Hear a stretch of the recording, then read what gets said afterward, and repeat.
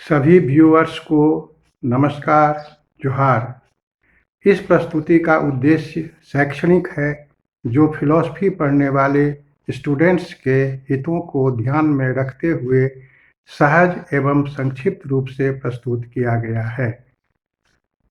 आज के पाठ का शीर्षक है सांख्य दर्शन। सांख्य दर्शन भारतीय षड दर्शन में से लिया गया है। इसमें सांख्य दर्शन का स्थान अत्यंत महत्वपूर्ण है। यहाँ सांख्य शब्द दो शब्द खंडों के मेल से बना है, संग तथा ख्या। यहाँ संग का अर्थ सम्यक से है तथा ख्या का अर्थ ज्ञान होता है। इस प्रकार सांख्य का शाब्दिक अर्थ हुआ सम्यक ज्ञान, अर्थात पुरुष और प्रकृति के बीच भिन्नता का ज्ञान। महर्षि कपिल सांख्य दर्शन के प्रवर्तक माने जाते हैं तथा इनकी रचना सांख्य सूत्र इस दर्शन का मानक ग्रंथ है। इसके साथ ही साथ ईश्वर कृष्ण, जो कपिल के अच्छे शिष्यों में से थे, इस दर्शन के महान पंडित हुए और इनकी रचना सांख्यकार का आज के दिनों में उपलब्ध है और सांख्य दर्शन का मानक ग्रंथ है। अन्य दर्शनों की तरह सांख्य दर्शन में भी दर्शन के तीन अंग अर्थात ज्ञान मीमांसा, तत्व मीमांसा एवं नीति मीमांसा की व्याख्या की गई है।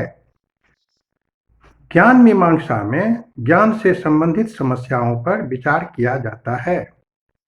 सांख्य दर्शन में ज्ञान प्राप्ति हेतु तीन प्रमाणों पर विचार किया गया है। सांख्य दर्शन में ज्ञान प्राप्ति हेतु तीन प्रमाणों को दिया गया है, प्रत्यक्ष, अनुमान तथा शब्द प्रमाण। जब कोई वस्तु हमारे ज्ञानेंद्रियों के संपर्क में आता है और इससे जो ज्ञान की प्राप्ति होती है, उसे प्रत्यक्ष ज्ञान कहते हैं। जैसे आँख से देखा हुआ, कान से सुना हुआ, नाक से सूंघा हुआ, जिह्वा से चखा हुआ तथा त्वचा से महसूस किया गया ज्ञान प्रत्यक्ष ज्ञान कहलाता है। प्रत्यक्ष ज्ञान के आधार पर अप्रत्यक्ष ज्ञान को तार्किक प्रक्रिया के द्वारा प्राप्त करना अनुमान ज्ञान कहलाता है। जैसे धूम को देखकर अग्नि का ज्ञान होना अनुमान ज्ञान का उदाहरण है। फिर किसी विश्वसनीय व्यक्ति या पुस्तक से प्राप्त ज्ञान को शब्द ज्ञान कहते हैं। शब्द ज्ञान दो प्रकार का होता है, लौकिक तथा अलौकिक। सांख्य दर्शन अलौकिक शब्द प्रमाण या वैदिक ज्ञान को ही प्रमाण मानता है। इस दर्शन में लौकिक शब्द का प्रमाण का स्थान गौण है, अर्थात द्वितीयक है, अर्थात सेकेंडरी है। प्राइमरी यहाँ वैदिक ज्ञान को ही माना गया है। सांख्य दर्शन में तत्व मीमांसा की बृहत व्याख्या हुई है। तत्व मीमांसा का अर्थ ही होता है संसार के परम तत्वों का निर्धारण करना। इस अर्थ में सांख्य दर्शन स्पष्ट रूप से द्वैतवादी है। इसके अनुसार परमार्थिक सत्ता की संख्या एक नहीं बल्कि दो है और वह है पुरुष तथा प्रकृति। सांख्य दर्शन के अनुसार पुरुष शुद्ध चैतन्य है। यह अनादि, अनंत एवं नित्य है। यह निष्क्रिय है, इसकी संख्या अनेक है। यह कारण कार्य श्रृंखला से मुक्त एवं त्रिगुणातीत है। यह विवेकी एवं अपरिणामी नित्य है। जिस सत्ता को भारतीय दर्शन में आत्मा कहा गया है, उसी सत्ता को सांख्य दर्शन में पुरुष कहा गया है। यह स्वतः प्रकाश, सुख, दुख, पाप, पुण्य से मुक्त, सदा अपरिवर्तनशील है। चैतन्य इसका स्वभाव है। सांख्य दर्शन के अनुसार प्रकृति संख्या में एक, अचेतन, व्यक्तित्वहीन, अजर, अमर, अनादि, अनंत एवं शाश्वत मौलिक सत्ता है। यह अदृश्य एवं सूक्ष्म है। प्रकृति दिक् एवं काल में नहीं, बल्कि प्रकृति दिक् एवं काल में विद्यमान है। यह भूत, जड़ एवं विश्व का प्रथम कारण है। प्रथम कारण होने से संपूर्ण ब्रह्मांड प्रकृति पर आश्रित है। प्रकृति स्वयं स्वतंत्र तथा अकारण है। प्रकृति एक है, फिर भी उसका स्वरूप जटिल है। सत्व, रजस एवं तमस प्रकृति के गुण हैं। इन तीनों गुणों के साम्यावस्था को ही प्रकृति कहा गया है। इसलिए प्रकृति को त्रिगुणमयी कहा गया है। गुण का ज्ञान प्रत्यक्ष नहीं, बल्कि अनुमान से मिलता है। गुणों की यह विशेषता है कि ये निरंतर गतिशील रहती है। गुणों में दो प्रकार का परिवर्तन होता है, स्वरूप परिवर्तन तथा विरूप परिवर्तन। विरूप परिवर्तन से ही विश्व का निर्माण और या विकास होता है।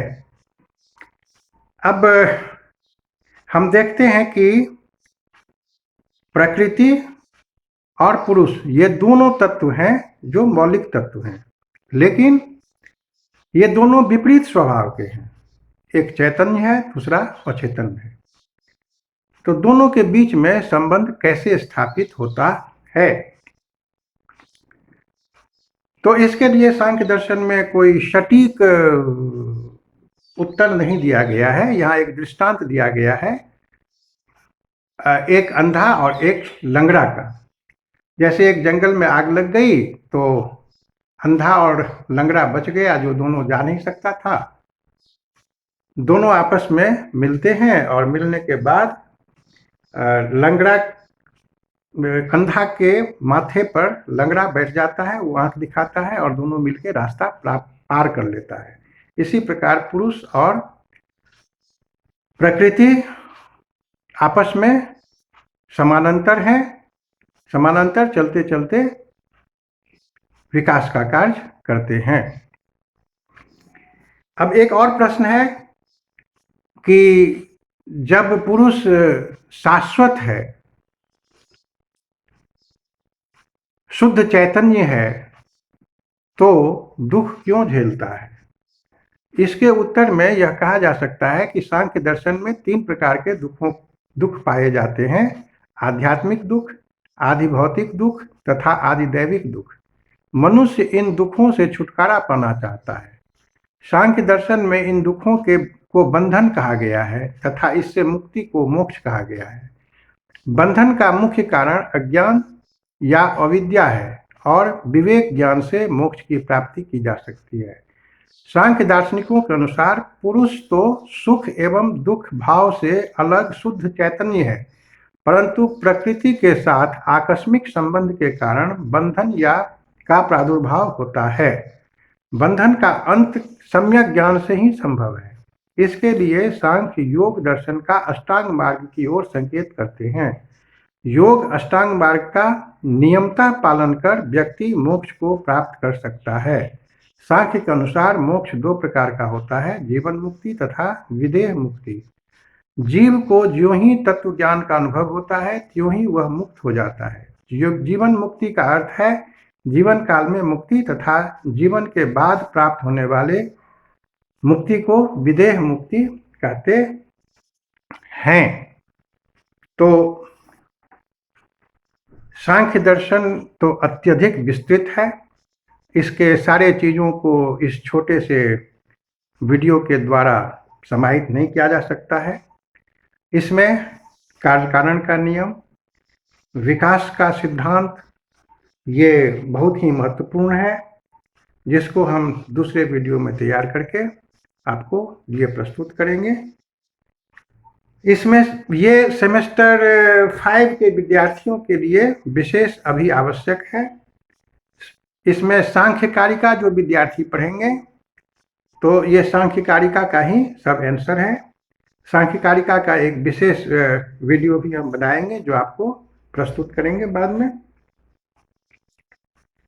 अभी इसमें आप पुरुष का सिद्धांत, प्रकृति का सिद्धांत तत्व मीमांसा, ज्ञान मीमांसा और नीति मीमांसा को आपने देखा, और कार्यकारण का नियम और विकास का सिद्धांत हम दूसरे में आपके लिए प्रस्तुत करेंगे।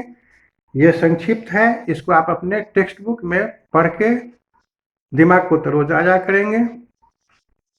इसके बाद यदि कुछ समझ में नहीं आए तो आप दूरभाष के माध्यम से हमसे संपर्क कर समस्या का समाधान कर सकते हैं और परीक्षा के लिए अपने आप को तरोताजा कर सकते हैं। ठीक है, धन्यवाद।